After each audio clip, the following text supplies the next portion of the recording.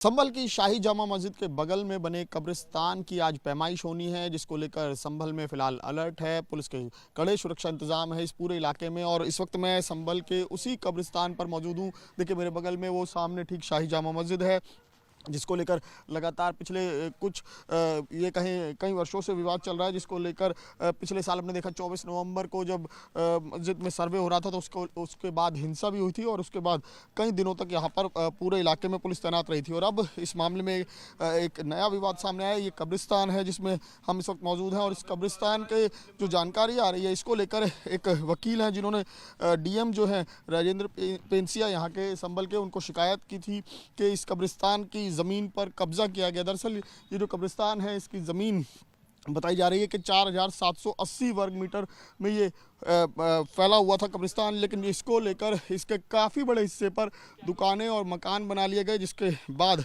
DM ने order किया कि इसकी बाकायदा जो पैमाइश है वो कराई जाए। और आज पैमाइश के तिथि जो है वो निर्धारित की गई थी, जिसके बाद बाकायदा एक यहाँ के जो निवासी हैं उनके साथ एक मीटिंग भी की गई, जिसमें जो एसडीएम है, उसके अलावा नायब तहसीलदार, लेखपालों की एक प्रॉपर टीम बनाई गई है जो पैमाइश का ये काम करेगी। और इसमें ये चिन्हित किया जाएगा कि जो 4780 वर्ग मीटर ये ज़मीन बताई जा रही थी कब्रिस्तान की, क्या उतनी है, और अगर नहीं है तो उसमें कौन कौन कब्जेदार हैं जिन्होंने इस पूरे कब्रिस्तान की ज़मीन को कब्जा किया। फिलहाल यहाँ पर आप तस्वीर देख रहे हैं कि पुलिस की टीम भी मौके पर पहुंची हुई है और प्रशासन के अधिकारी भी हैं, और किसी भी वक्त अब यहाँ पर ये पैमाइश का काम जो है वो शुरू कर दिया जाएगा। और जो शिकायत बाकायदा जिला प्रशासन को की गई थी, उसमें ये बताया गया था कि जब 24 नवंबर 2024 को जब यहाँ पर हिंसा हुई थी, उस दौरान उन्हीं मकानों और दुकानों का इस्तेमाल किया गया था। जब हिंसा हुई थी और पुलिस पर पथराव किया गया था, तो उन मकानों और दुकानों से भी पथराव किया गया था। तो ऐसे में अब संभल प्रशासन इसको लेकर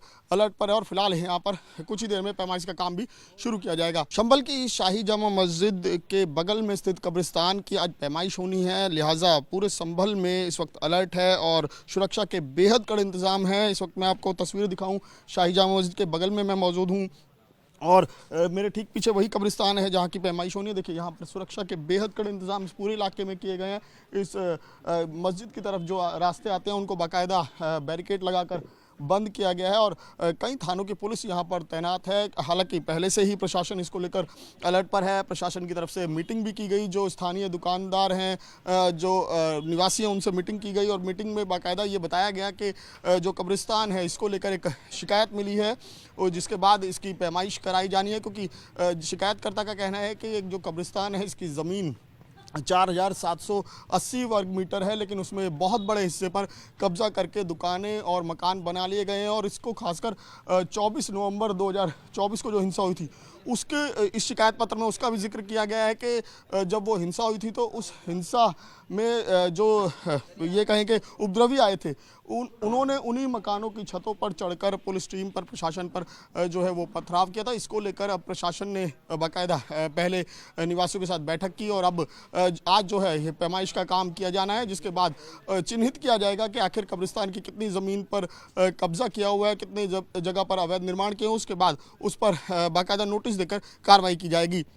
प्रहलाद के साथ विमल कौशिक, न्यूज़ 24 संभल।